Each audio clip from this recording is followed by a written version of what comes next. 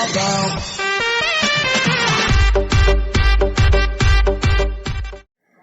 Friends, എല്ലാവർക്കും ഇപ്പോൾ ഒരിക്കൽ കൂടി എൻ്റെ യൂട്യൂബ് ചാനലിലേക്ക് സ്വാഗതം.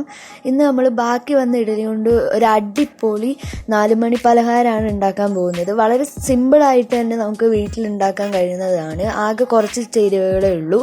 അപ്പോൾ നമുക്ക് നേരെ വീഡിയോയിലോട്ട് കിടക്കാം. ആദ്യം തന്നെ ഞാനിവിടെ ഒരു 5 ഇഡലി എടുത്തിട്ടുണ്ട്. ഇനി ഇതൊന്ന് നമുക്ക് 2ആയി മുറിച്ചെടുക്കണം.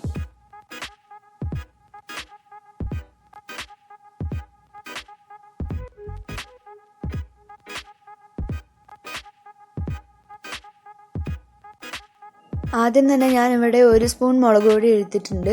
എരിവ് ഇഷ്ടമുള്ളവർക്ക് കുറച്ചും കൂടി ചേർക്കാവുന്നതാണ്. പിന്നെ ഒരു പിഞ്ച് മഞ്ഞൾപ്പൊടിയും ഒരു പിഞ്ച് ഉപ്പും എടുത്തിട്ടുണ്ട്. ഇനി ഇത് നമുക്ക് വേറൊരു പാത്രത്തിലേക്ക് മാറ്റിയിട്ട്, ഒരു അത്യാവശ്യം കുഴിയുള്ള പാത്രത്തിലേക്ക് മാറ്റിയിട്ട് അതിലേക്ക് കുറച്ച് വെള്ളം കൂടി ഒഴിച്ചിട്ട് ഒരു പേസ്റ്റ് പരുവത്തിലാക്കി എടുക്കണം.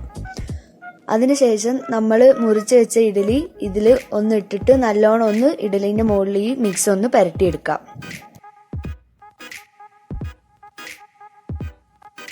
ഇനി നമ്മൾ അടുപ്പത്ത് ഒരു പാത്രം ചൂടാക്കാൻ വെക്കുക. നന്നായി ചൂടായി കഴിയുമ്പം അതിലേക്ക് ഇഡലി മുങ്ങാൻ പാകത്തിന് നമുക്ക് എണ്ണ ഒഴിച്ചു കൊടുക്കാം.